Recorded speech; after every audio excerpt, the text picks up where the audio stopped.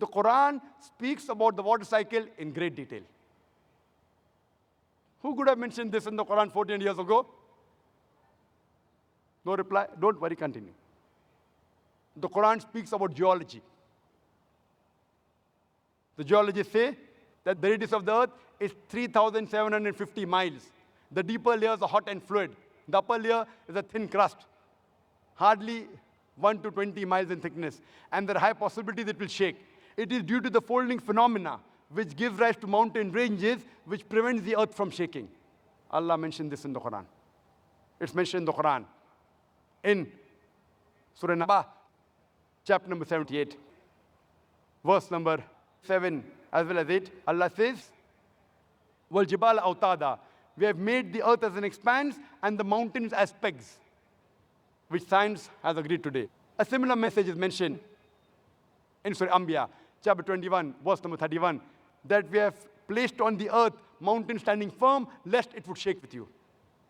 In the field of oceanology, previously we knew that there was two types of water, salt and sweet. But the Quran says in Surah Furqan, chapter 25, verse number 53, that it is He who has let free two bodies of flowing water, one sweet and palatable, the other salty and bitter. Though they meet, they do not mix. There is a barrier which is forbidden to be trespassed. We knew that there were two types of water, but what does the Quran mean there is a barrier which is forbidden to be trespassed? Today we know that whenever one type of water flows into the other type of water, it loses its constituents and gets homogenized into the water it flows. This homogenizing area is called as a barrier, a barzakh in the Quran. Quran mentioned this 14 years ago. Quran mentioned about biology. It's mentioned in Surah Anbiya, chapter number 21, verse number 30. وَجَعَلْنَا مِنَ الْمَاءِ كُلَّ شَيْءٍ أَفَلَا يُؤْمِنُونَ. We have created every living thing from water. Will you not then believe? Who could have believed in the deserts of Arabia that everything is made from water? Today science tells us that every living thing is made from water. There is a theory known as theory of probability. That if you make a wild guess, the chances you'll be right is depending upon what are the options. For example, if I toss a coin, head or tails, whatever reply you give, the chances you'll be right is 1 upon 2, 50%. Two options, chances you'll be right is 1 upon 2, 50%.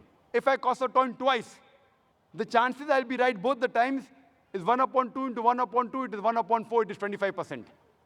If I toss a coin thrice, the chances I'll be right all three times is 1 upon 2 into 1 upon 2 into 1 upon 2. It is 1 upon 8, 12.5%.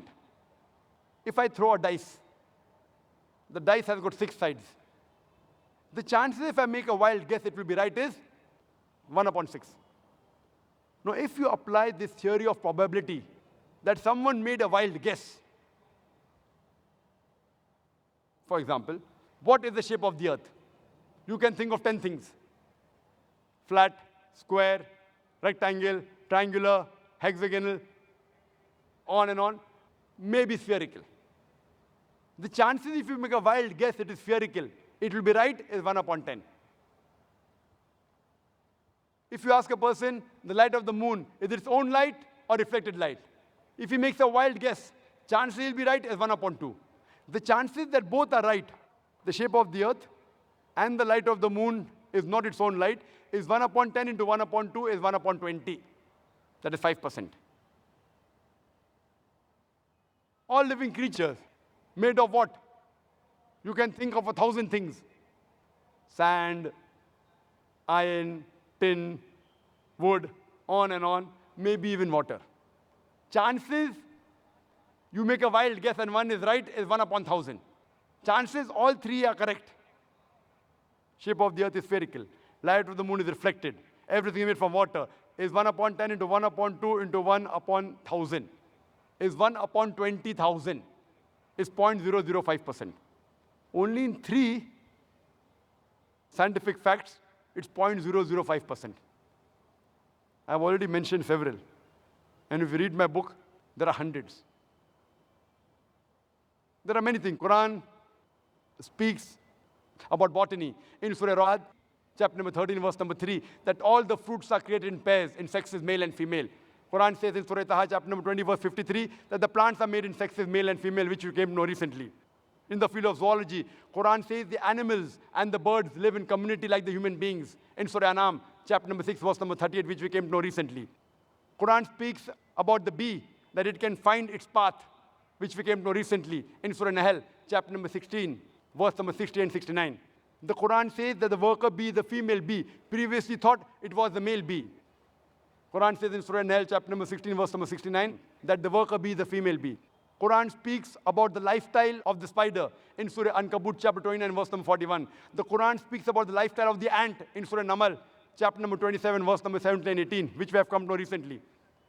Quran speaks about genetics, that it is the male fluid, it is the sperm which is responsible for the sex of the child. In Surah Najm, chapter number 53, verse number 45 and 46, as well as chapter number 75, verse number 37 to 39, which we came to know recently.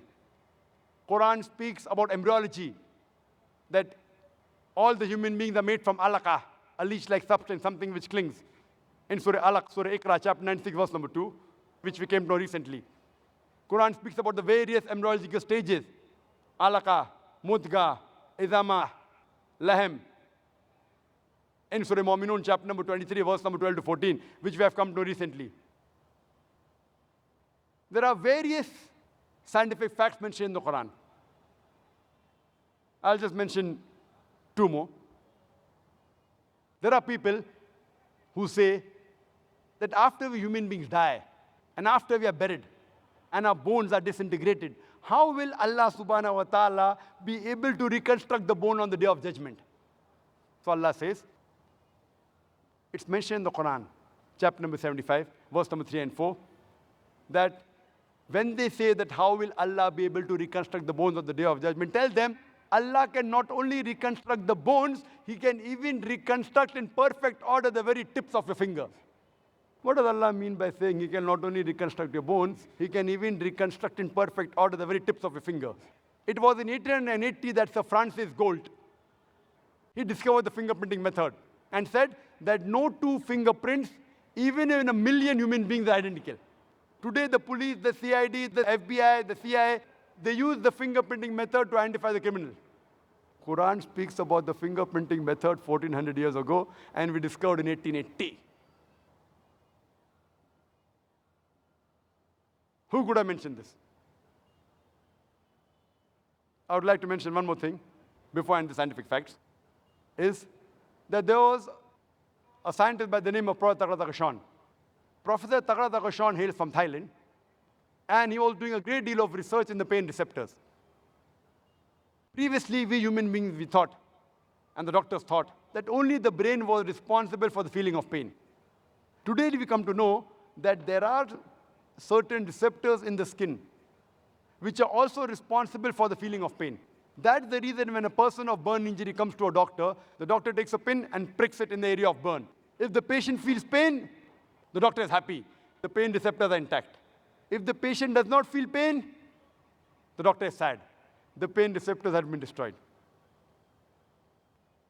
It's mentioned in the Quran, in Surah Nisa, chapter number 4, verse 56, that as to those who reject our signs, we shall cast them in the hellfire, and as often as the skins are roasted, we shall give them fresh skin so that they feel the pain. Indicating there is something in the skin which is responsible for the feeling of pain. Imagine, Quran speaks about the pain receptors 1400 years ago. And Professor Tagra Tagashawn, when he came to know this is mentioned in the Quran, in the 9th Medical Conference in Riyadh, in the conference itself, he said the Shahada and said, La ilaha illallah, Muhammad Rasulullah. There is no God but Allah, and Prophet Muhammad, peace be upon the messenger of Allah. So when you ask the atheist, who could have mentioned this in the Quran? The only reply he can give you is the same which he gave you earlier. It is the creator. It is the maker. It is the producer. It is the manufacturer. It is the inventor. This creator, this producer, this manufacturer, this maker, this inventor, we Muslims call him as Allah. That's the reason today science is not eliminating God. It is eliminating models of God. La ilaha illallah. Scientists today, they are eliminating models of God. This cannot be God. This cannot be God. They aren't eliminating God. And a famous philosopher and scientist, Francis Bacon, he said that those who have little knowledge of science, they become atheist. But those who have in-depth knowledge of science, they become a believer in God.